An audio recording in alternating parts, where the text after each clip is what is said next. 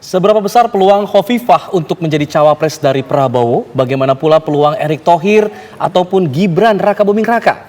Telah bergabung bersama kami pemirsa ada Wakil Ketua Umum Partai Gelora yang mendukung Prabowo Subianto, yaitu ada Bang Fahri Hamzah, nanti akan bergabung bersama kami, dan juga ada pakar politik Bang Kodari yang hadir ke studio kami, dan juga nanti akan bergabung bersama kita pemirsa ada Sekjen Partai Bulan Bintang atau PBB Afrian Syahnur. Nah, kita ke narasumber yang sudah hadir terlebih dahulu, atau Bang Afrian Syah sudah bergabung bersama kami?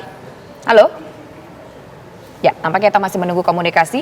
Bergabung Bang Afriansyah di sini. Saya langsung ke Bang Kodari. Bang Kodari, kalau kita melihat bahwa secara terang-terangan tampaknya Gus Miftah bilang, oh ini bisa aja nanti Bu Khofifah bergabung dengan Prabowo Subianto. Ada 3 nama yang mengemuka.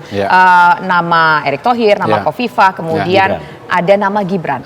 Apakah nama Bu Khofifah ini merupakan opsi utama karena sudah terang-terangan pakai pengutus?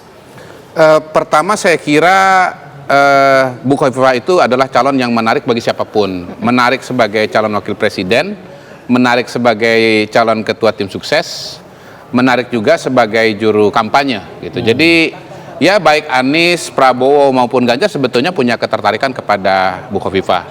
Satu, karena Jawa Timur itu provinsi terbesar di nomor 2 di Indonesia. Yang kedua, Bu Khofifah ini adalah ketua Muslimat NU yang jaringannya itu luar biasa. Artinya beliau ini adalah representasi dari Nahdlatul Ulama yang juga pemilih yang sangat besar begitu. Dan yang berikutnya lagi, memang Bu Khofifah ini kan wanita gitu ya, perempuan, diharapkan bisa menarik suara perempuan.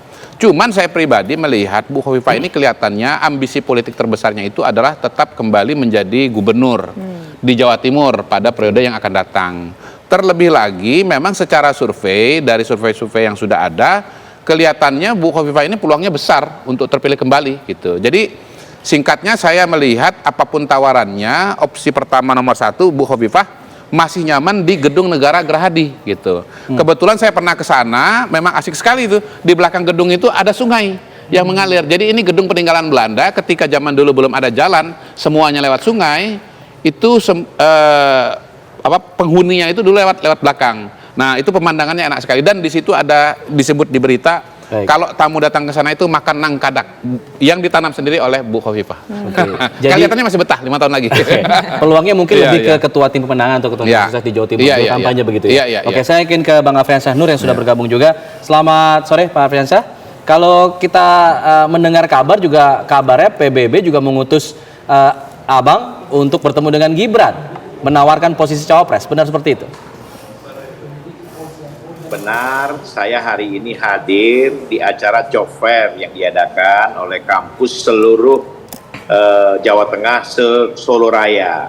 Nah, dalam hal undangan itu, saya sebagai Wakil Menteri memberikan atau membuka acara, sekaligus hadir juga Mas Gibran sebagai Wali Kota Solo. Nah, ketika Mas Gibran hadir sebagai Wali Kota Solo, ya kan tentunya saya dan teman-teman menyambut baik, dan sekaligus juga ketika ada pertanyaan dari media soal Mas Gibran, saya sampaikan bahwa saya sebagai Sekjen Partai Politik Partai Bulan Bintang sampai sekarang kan masih mencalonkan Pak Yusril sebagai calon wakil presiden dari Partai Bulan Bintang.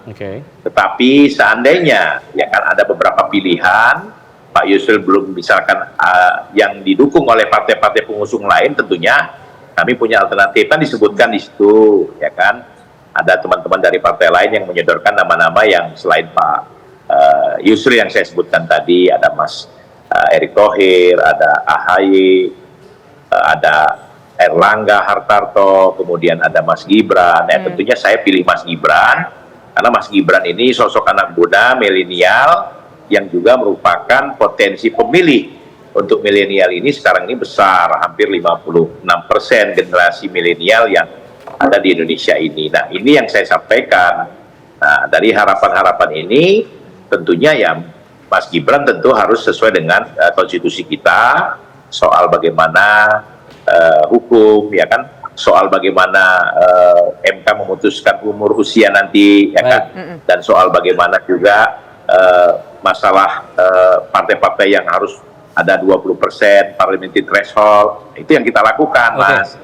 Jadi harapan-harapan ini tentunya ada di Mas Gibran ketika Pak Yusril belum termasuk dalam nominasi nantinya, begitu. Tapi kalau di dalam koalisi sendiri ada 3 nama kah? Itu tadi kan Pak Afriansyah menyebutkan ada 3 nama, Ibu Kofifa, nama Gibran, kemudian juga ada nama Erick Thohir. Sebenarnya itu nama yang terpatri di dalam pemikiran PBB sendiri atau memang nama itu adalah nama yang diutamakan di dalam koalisi 3 nama tadi? Itu saya rasa baru pemikiran kami di PBB saja, selain Pak Yusril ya. Kami munculkan Mas Gibran, karena memang selalu muncul di survei-survei itu kan, Pak Yusril ini kan tidak pernah muncul, ya kan. Makanya kami tetap memberikan arahan untuk Pak Yusril, dan juga kami memberikan arahan, kalau memang tidak Pak Yusril, ya Mas Gibran. Pertama, rekam jejaknya tidak banyak masalah. Yang kedua, anak muda milenial. Yang ketiga, pernah memimpin Solo 3 tahun lebih, dan sekarang Solo, bagaimana kita lihat, ya pembangunannya, bagaimana jalannya roda administrasi keadministrasian di kota Solo, ya kan. Jadi ini yang saya nilai, dan mungkin kami juga selain Pak Prabowo sebagai capres dan akan menyodorkan Pak Yusril atau Mas Gibran alternatif kedua. Oke, Bang Refleksi, berarti PBB lebih condong ke nama Gibran ketimbang Khofifah yang saat ini jadi pembicaraan untuk diajukan dalam pembicaraan koalisi. Iya, konteksnya bagaimana? Saya melihat sosok anak muda. Yang kedua juga, Mas Gibran ini kan representatif dari warga Jawa Tengah ya, yang memang beliau sekarang wakil wali kota Solo ya. Nah, kemudian beliau juga merupakan anak daripada Presiden Joko Widodo yang sekarang ini elektabilitas Pak Presiden kita ini sangat tinggi, 80% lebih. Nah, harapan kita tentunya memperkuat Pak Prabowo, walaupun sekarang Pak Prabowo sudah sangat kuat, begitu. Baik. Nah, sekarang saya ingin ke Bang Kodari. Sebelum kita berbicara soal siapa yang memberikan dampak elektoral paling tinggi di antara 3 nama yang kita diskusikan itu, kita ingin tahu sebetulnya gaya komunikasi Pak Prabowo menurut Bang Kodari itu, apakah memang tipikalnya memberikan pengutus-pengutus untuk menemui sosok tertentu, atau mungkin lebih suka tampaknya datengin langsung baru nanti kita ajak untuk berbincang, kita tawarin. Pasti dua-duanya. Kenapa? Tapi nanti dijawab usai jeda berikut. Kami kembali sesaat lagi.